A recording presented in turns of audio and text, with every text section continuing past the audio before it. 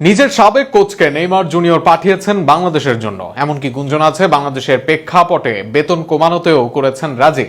একাধিক ফুটবলের শীর্ষ সংবাদ মাধ্যম ও নেইমারের সহকারী রবিন মিয়া থেকে জানা যায় এমনই সংবাদ। বাংলাদেশের জন্য নেইমারের নিজের কোচ পাঠানো নিয়ে বিস্তারিত থাকছে প্রতিবেদনে। বাংলাদেশ ফুটবল যেন নতুন জাগরণ শুরু হয়েছে।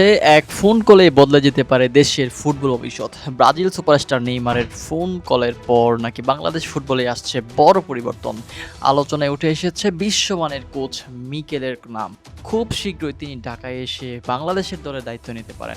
বাংলাদেশ ফুটবল ফেডারেশনের বর্তমান জাতীয় দলের নতুন একজন অভিজ্ঞ বিদেশি কোচ খুঁজতেছে এবং বেশ কয়েকজন নামি দামি কোচের সংগ্রহ এবং যোগাযোগও চলছে। তবে হঠাৎ করে আলোচনায় এসছে মিকেলের নাম। তিনি ইউরোপ থেকে দক্ষিণ আমেরিকার বেশ কিছু ক্লাবে কাজ করেছেন এবং আধুনিক ফুটবল কৌশলে পারদর্শী। তার কোচিং দর্শন আক্রমণাত্মক এবং দ্রুত পাসিং এবং হাই পাসিং ফুটবলের উপর নির্ভরশীল, যা বাংলাদেশের বর্তমান দলকে আরও ভালো করে নতুন রূপ দিতে পারে। শোনা যাচ্ছে ব্রাজিলিয়ান তারকা নেইমারের সঙ্গে বাংলাদেশ ফুটবল সংশ্লিষ্ট কয়েকজন যোগাযোগ হয়েছিল। সেই সূত্র ধরে মিকেলের সঙ্গে কথাবার্তা এগোচ্ছে। নেইমারের নিজেও নাকি বাংলাদেশ ফুটবলের আগ্রহ দেখিয়েছেন এবং উন্নয়নশীল জন্য কিছু শর্ত এবং পরামর্শ দিয়েছেন, যদিও বিষয়টি এখনও আনুষ্ঠানিকভাবে নিশ্চিত হয়নি।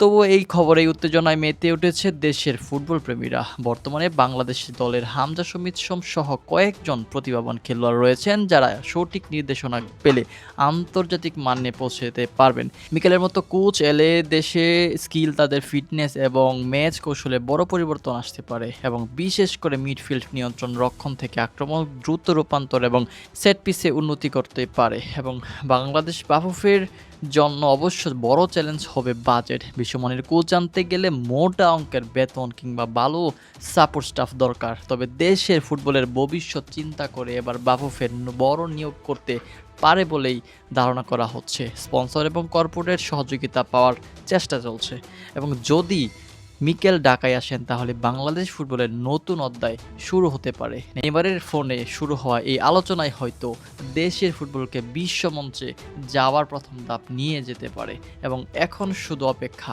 কবে আনুষ্ঠানিক ঘোষণা আসে, তার কবে কত স্বপ্ন নিয়ে মাঠে নামলে লাল সবুজের দল বাংলাদেশ।